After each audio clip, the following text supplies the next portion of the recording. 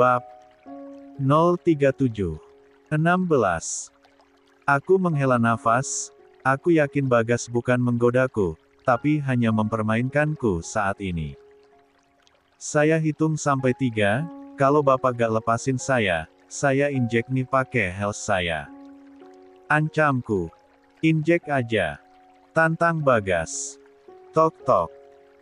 Ceklek pintu ruangan Bagas dibuka. Ta, ayo Mi, Riri membolakan matanya melihat pemandangan di depannya. Bagas mengukung tubuhku hingga terpojok di meja, tubuh Bagas hampir rapat pada tubuhku. Refleks Bagas menjauhkan tubuhnya dari tubuhku.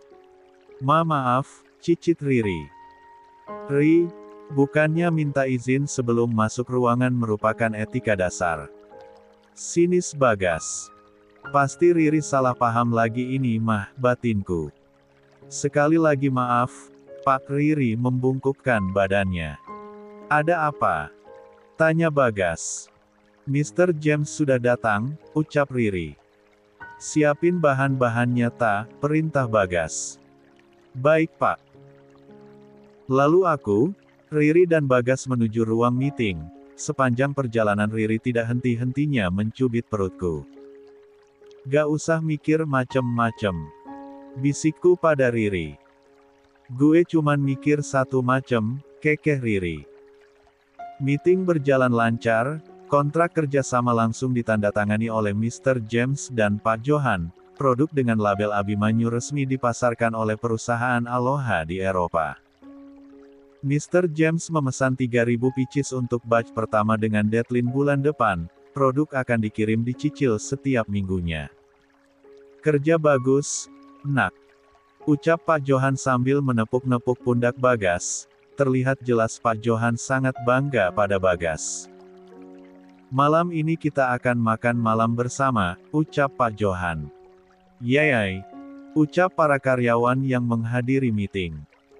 Riri, segera reservasi tempatnya, perintah Pak Johan. Baik Pak. Ucap Riri. Pak Johan tidak main-main dengan ucapannya. Malam ini seluruh karyawan Abimanyu Group makan malam di sebuah restoran mewah. Menurut informasi dari cabang-cabang perusahaan Abimanyu Group, mereka juga mengadakan makan malam di daerah masing-masing. Sepertinya ini wujud rasa bersyukur Pak Johan karena anak semata wayangnya sudah mulai berpikiran dewasa dan mulai fokus menjadi pewarisnya. Semua orang melemparkan pujian pada Bagas saat makan malam. Bagas hanya tersenyum menerima semua. 17. Pujian itu, sebagai sekretarisnya aku cukup bangga melihat pencapaian Bagas saat ini. Dari tadi liatin Pak Bagas mulu, naksir ya Ta, goda Riri. Ah dia mulai lagi, batinku. Mbak Lita mau saingan ama aku? Tanya Jihan. Hah? Tanyaku bingung. Mulai sekarang, Pak Bagas itu calon imam aku. Kekeh Jihan. Oh tidak bisa, langkahin dulu mayat aku. Ucap Irma. Ngaca dong lu.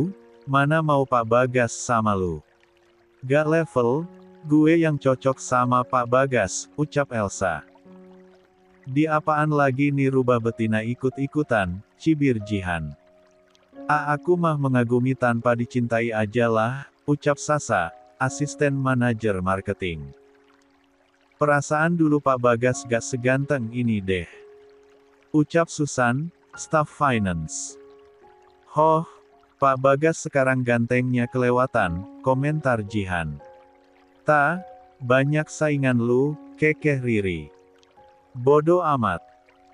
Dulu Bagas jarang sekali berkomunikasi dengan para karyawan, biasanya dia hanya mengurung diri di ruangan atau di kamar. Bagas juga jarang muncul dalam meeting rutin maupun evaluasi. Para karyawan hanya bisa melihat Bagas saat masuk kerja, pergi makan siang dan pulang kerja. Sedangkan sekarang Bagas tiba-tiba berhasil mendobrak pasar Eropa dengan ide briliannya. Saat mengerjakan proyek ini, Bagas mulai sering berkomunikasi dengan para karyawan, terutama di bagian marketing, keuangan dan operasional. Bagas menjadi idola baru sekarang. Semua karyawan berlomba-lomba untuk menarik simpati dari Bagas. "Ta, ayo pulang," ajak Bagas saat acara makan malam selesai. "Silahkan Pak, saya mau pulang sama Riri," tolakku halus. "Ya udah, bareng aja," ucap Bagas. Riri tersenyum menggodaku. "Gak usah senyum-senyum kayak gitu," aku mencubit pelan lengan Riri. "Kamu mau jadiin saya supir?" tanya Bagas saat aku akan masuk ke dalam mobil Bagas dan duduk di kursi belakang samping Riri. "Duduk di depan sana," ucap Riri dengan senyuman penuh arti. "Ri, kamu jangan mikir macem-macem ya soal tadi," ucap Bagas saat menyalakan mesin mobil. "Iya Pak," cicit Riri. "Soalnya si Lita kelihatan kesel banget kamu salah paham mulu," cerocos Bagas. "Iya Pak, saya gak salah paham kok," kekeh Riri. "Saya sebenarnya sedikit tersinggung sih, lihat si Lita keselnya ampe kayak gitu," sinis Bagas sambil melirik ke arahku. 18. "Saya cuman gak mau ada gosip yang enggak-enggak," cicitku. "Emangnya kamu lambe, Ri?" tanya Bagas. "Enggak kok Pak," jawab Riri. "Palsu banget," makiku dalam hati. "Bagus kalau gitu," ucap Bagas. Setelah mengucapkan terima kasih pada Bagas karena sudah mengantarkan kami, aku langsung mandi dan masuk ke dalam kamar. Aku sangat malas meladeni Riri yang terus saja menggodaku. Ta, Riri masuk ke dalam kamarku. "Apaan sih Ri, gue ngantuk," ucapku malas. Baru jam 10, biasanya kalau besok libur lu ngalong nonton drakor," cibir Riri. "Ada apa?" tanyaku. "Udah cek email belum?" tanya Riri. "Kenapa emang?" "Itu, Pak Susanto dari Mulia Group meninggal barusan." "Innalillahi, besok kudu ngelayat dong kita." "Iya, Pak Johan ngajak elu sama gue buat nemenin dia ngelayat besok." "Jam berapa?" 9 pagi, janjian di kantor." "Alhamdulillah gak nyubuh," kekehku. Ta, lu belum jawab pertanyaan gue, tadi ngapain bos Bagas mepet-mepet elu?" Riri masih setia menggodaku. "Gak tahu, dia cuman ngolok-ngolok gue deh kayaknya," jawabku asal. "Kok gitu?" tanya Riri.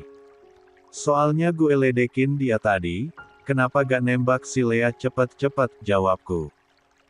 "Oh gitu." Kepala Riri mengangguk-angguk seperti burung kutilang. "Mau dong diolok-olok." Riri menaik turunkan alisnya. Bagas playboy apa ya? Kan baru aja dia berduaan sama si Lea, tapi mepet-mepet gue abis itu," kesalku. "Cemburu?" tanya Riri. "Gak gitu Ri, ya gue juga ketar-ketir lah dipepet kayak gitu," aku mencebikkan bibirku. "Itu karena lu jomblo kelamaan, Maemunah." Riri mencubit pipiku. "Apa hubungannya, Marimar?"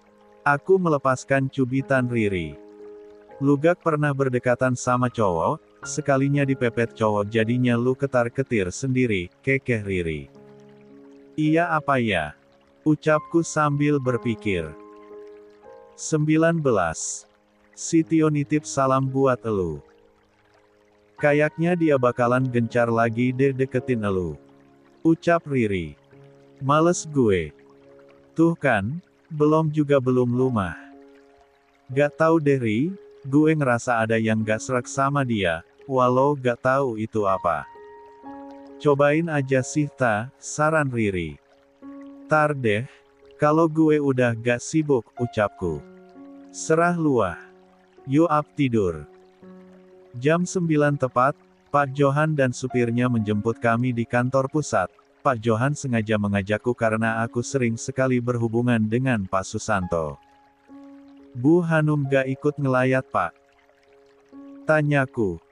"Dia ada arisan," jawab Pak Johan. "Oh," aku membulatkan mulutku. Pak Harto, ini kita langsung ke pemakamannya saja, katanya jenazahnya sedang dikuburkan sekarang, ucap Pak Johan. Baik Pak, ucap Pak Harto. 20. Pak, jangan tinggalin aku Pak, istri Pak Susanto meraung-raung di makam Pak Susanto. Istighfar Bu, ikhlasin Bapak, ucap Nandi. Anak sulung Pak Susanto memeluk ibunya. Anak bungsu Pak Susanto yang baru masuk SMP juga menangis terisak di pusara ayahnya. Aku meneteskan air mata, tangisan istri Pak Susanto sangat menyayat hati. Pak Susanto mengalami serangan jantung dan meninggal saat sedang bermain badminton bersama rekan-rekannya. Pasti istri Pak Susanto merasa semuanya terjadi sangat tiba-tiba dan belum bisa menerima kenyataan bahwa suaminya telah meninggalkannya untuk selama-lamanya. Setelah mengucapkan bela sungkawa kepada keluarga Pak Susanto, kami pamit pulang. Aku dan Riri tidak nebeng mobil Pak Johan karena kami berencana untuk membeli bahan makanan yang sudah habis. Lu ada kencan ama si Angga? Tanyaku pada Riri. Hoh, tar malam dia jemput gue, jawab Riri. Saat kami berjalan menyusuri pemakaman untuk pulang, aku melihat sosok yang aku kenal. Kenzo. Batinku. Ri, lu belanja ama si Angga aja ya, gue ada urusan. Ucapku. Urusan apa lu? Dari kemarin lu selalu nyuruh gue belanja. Riri mencebikkan bibirnya. Biar romantis, belanja sama Ayang. Ucapku. Aku mengantarkan Riri sampai dia masuk ke dalam taksi online yang aku pesan. Aku tidak menjawab pertanyaan Riri saat dia bertanya urusanku apa. Aku kembali ke area pemakaman. Aku mendekati pria yang mirip dengan Kenzo tadi. Aku harus memastikan apakah itu Kenzo atau bukan. Setelah jarak kami cukup dekat, aku sangat yakin itu adalah Kenzo. Tatapannya menerawang jauh, bahunya bergetar, sepertinya dia sedang menangis. Aku melihat nisan di pusara yang sedang ditatap oleh Kenzo. Terdapat foto wanita yang sangat cantik di sana dengan tulisan, Rest in Peace Akiko Hisashi. Akiko. Batinku. Aku meletakkan bunga krisan yang tadi sempat aku beli saat mengantarkan Riri. Kenzo sedikit terkejut saat melihatku di sampingnya. Lita. Lirihnya. Kebetulan aku lagi melayat vendor Abimanyu di sana. Ucapku sambil menunjuk ke arah pemakaman Pak Susanto. Kenalin kakak aku, Akiko. Lirih Kenzo. Halo Kak Akiko, salam kenal saya Lita, ucapku seolah berbicara dengan foto Akiko. Hari ini tepat 8 tahun Akiko pergi, ucap Kenzo dengan suara tertahan. Dia sudah bahagia di sana, ucapku sambil memegang bahu Kenzo. 21. Dia bunuh diri ta, cicit Kenzo. Aku membolakan mata, sungguh aku tidak menyangka Kenzo akan mengatakan hal menyakitkan yang pasti menorehkan luka yang dalam padaku. Kenzo menembuka jas hitam yang dipakainya, lalu dia letakkan di rumput. Duduk ta, perintah Kenzo. Aku gak apa-apa kok duduk di rumput, ucapku. Duduk di situ aja, aku mau nyerita panjang. Kamu mau kan dengerin cerita aku? Lirih Kenzo. Aku menganggukkan kepalaku. Akiko cuman ngelakuin satu kesalahan, yaitu jatuh cinta. Aku melihat air mata menggenang di pelupuk mata Kenzo. Akiko selalu memenuhi semua ekspektasi yang diberikan oleh orang tuaku, menjadi murid terpintar di sekolahnya, memenangkan olimpiade, memajukan perusahaan dan banyak lagi. Hanya saja dia jatuh cinta pada seorang pemuda yang sederhana bernama Fahmi. Aku pernah beberapa kali bertemu dengan Fahmi. Dia terlihat sangat baik, bertanggung jawab dan sangat tulus mencintai Akiko. Mereka terlihat sangat serasi, mata indah Kenzo menerawang jauh. Kenzo menghirup nafas dalam dan menghembuskannya sebelum melanjutkan ceritanya. Orang tua aku tahu mengenai hubungan mereka, Akiko dipaksa untuk meninggalkan pria yang dicintainya itu karena Akiko sudah ditunangkan dengan anak pertama dari Benjiro Group. Namun Akiko dan Fahmi kukuh mempertahankan hubungan mereka. Kamu tahu apa yang dilakukan orang tua aku buat memisahkan mereka? Tanya Kenzo. Aku hanya menggelengkan kepalaku. Ayahku membuat perusahaan ayah Fahmi bangkrut hingga terlilit hutang, adik perempuannya diperkosa, dan ibunya masuk rumah sakit jiwa karena depresi. Kenzo meneteskan air mata yang ditahannya sejak tadi. Hatiku ikut merasa sakit mendengarkan kisah Akiko, begitu berat perjuangan cinta mereka.